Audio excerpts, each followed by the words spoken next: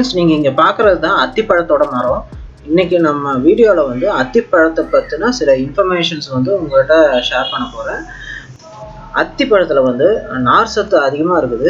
அதுவும் இல்லாமல் கலோரிஸ் வந்து ரொம்ப கம்மி. அதனால் உங்களுக்கு வந்து வெயிட் லாஸ் ஆகணும் நினைக்கிறவங்க அத்திப்பழம் ரெகுலராக சாப்பிட்டு வந்தால் நீட்டாக வெயிட் லாஸ் ஆகும். அஜீரண கோளாறு, வயிற்று வலி, இந்த மாதிரி ப்ராப்ளம் இருக்கிறவங்க இதை ரெகுலராக சாப்பிட்டு வந்தால் இது ரொம்ப நல்லது. இந்த அத்திப்பழம் வந்து நம்ம உடம்புல இருக்கிற ரத்தத்தை வந்து சுத்திகரிக்கும். அதுவும் இல்லாமல் பிபி, சுகரை எல்லாம் நீட்டாக கண்ட்ரோல் பண்ணுற ஒரு நல்ல மெடிசனாக இருக்குது. இந்த அத்திப்பழத்தில் வந்து டேஸ்ட் கொஞ்சம் டிஃப்ரெண்ட்டாக இருக்குது. ட்ரை பண்ணி பாருங்கள். ஸ்வீட்னஸ் இருக்காது.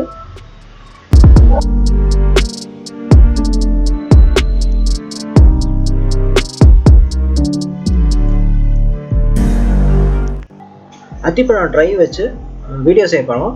அதுக்கு தேவையானது அத்திப்பழம் ட்ரை 100 கிராம் வாங்கியிருக்கிறேன், 1 டம்ளர் பால், அப்புறம் சுகரு தேவையான அளவு. நம்ம அத்திப்பழம் ட்ரையை வந்து 10 நிமிஷம் சுடுதண்ணியில் போட்டு வைக்கணும். ஏன்னா சாஃப்ட்னஸ் வரக்கு வேண்டி ரொம்ப ஹார்டாக இருக்கும். 10 நிமிஷம் கழித்து ஊற வச்ச அத்திப்பழத்தை எடுத்து மிக்ஸி ஜாரில் போடுங்க. அதுக்கப்புறம் தேவையான அளவு சர்க்கரை ஆட் பண்ணிக்கோங்க. அப்புறம் நம்ம எடுத்து வச்ச 1 டம்ளர் பால்,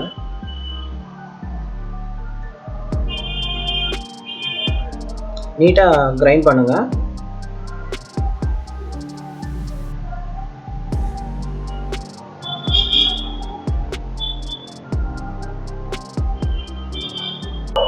ஜார் ஓப்பன் பண்ணி பாருங்கள். தேவைப்பட்டால் கொஞ்சம் எக்ஸ்ட்ரா மில்க் ஆட் பண்ணிவிட்டு ஐஸ் க்யூப்ஸை ஆட் பண்ணி திருப்பியும் கிரைண்ட் பண்ணிடுங்க.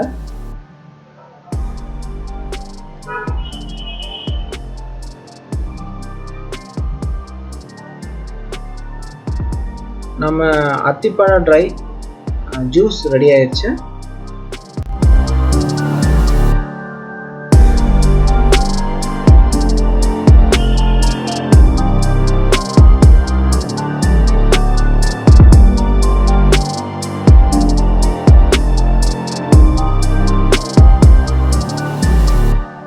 வாங்க டேஸ்ட் பண்ணி பார்ப்போம்.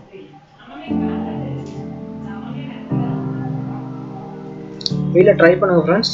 மறக்காமல் என்னோட வீடியோவை லைக் அண்ட் ஷேர் பண்ணுங்கள், சப்ஸ்கிரைப் பண்ணுங்கள், பெல் ஐகானை எனேபிள் பண்ணுங்கள். தேங்க்யூ.